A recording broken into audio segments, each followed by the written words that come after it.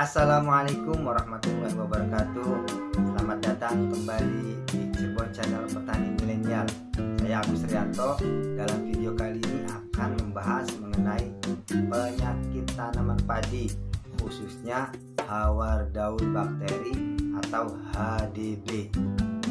Untuk yang sudah subscribe di Cirebon Channel Petani Milenial, saya ucapkan terima kasih. Dan yang baru menonton di video Cirebon Channel Petani Milenial, silahkan subscribe. Yuk dilanjut. Tanaman padi merupakan salah satu tanaman pangan yang paling banyak dibudidayakan sebagai makanan pokok penduduk Indonesia.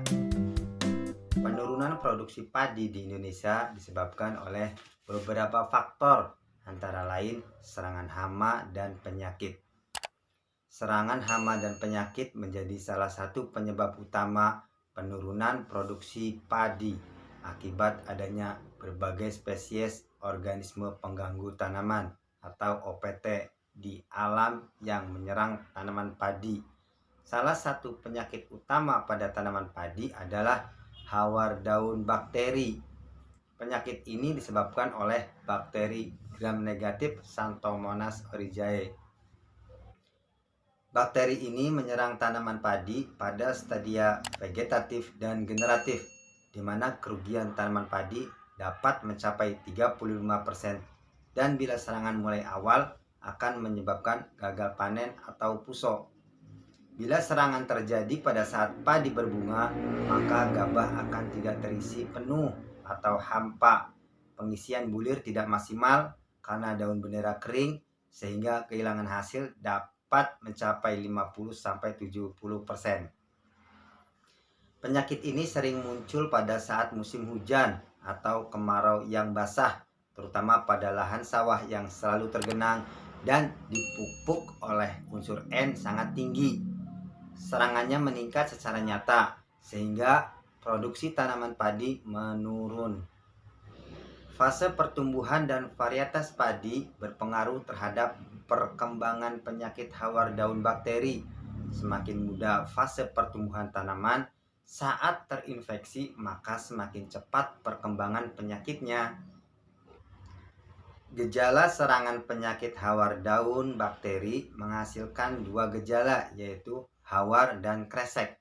Hawar, gejala serangan hawar daun terjadi pada tanaman yang telah mencapai fase tumbuh anakan sampai fase pemasakan.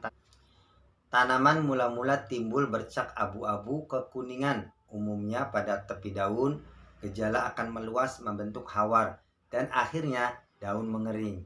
Dalam keadaan lembab, terutama di waktu pagi, kelompok bakteri berupa butiran berwarna kuning keemasan dapat dengan mudah ditemukan pada daun-daun yang menunjukkan gejala hawar.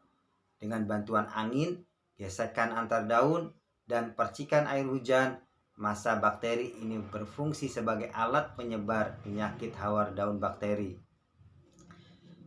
Gejala kresek. Gejala terjadi pada tanaman yang berumur lebih dari 30 HST pada saat persemaian atau tanaman baru dipindah. Daun-daun berwarna hijau kelabu, melipat, dan menggulung dalam keadaan parah. Seluruh daun menggulung, layu, dan mati. Gejala mirip tanaman yang terserang penggerek batang. Untuk mengatasi masalah penyakit hawar daun bakteri, dilakukan upaya pengendalian yang tepat, seperti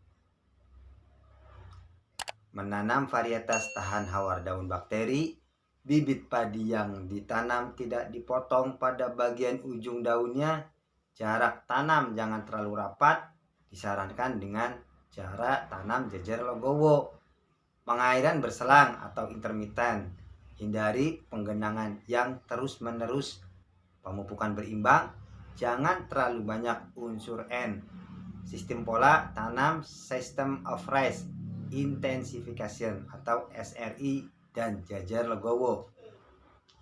Penggunaan bakterisida kimiawi, agen hayati, kitosan, dan penggunaan varietas tahan hawar daun bakteri. Berdasarkan hal tersebut, maka sebagai langkah awal perlu dilakukan jika intensitas penyakit melebihi 20%, semprot dengan bakterisida berbahan aktif streptomycin, copper hydroxide, piraklostrobin, azoxstrobin, difenoconazole. Inilah merek dagang bakterisida dan fungisida untuk mencegah dan mengendalikan penyakit padi khususnya hawar daun, yaitu plantomycin dengan bahan aktif streptomycin, baktosin dengan bahan aktif copper hydroxide, amotan dengan bahan aktif azoxystrobin, amistartop dengan bahan aktif azoxystrobin plus difenoconazole. Itulah cara pengendalian hawar daun bakteri. Semoga bermanfaat. Terima kasih. Jangan lupa subscribe.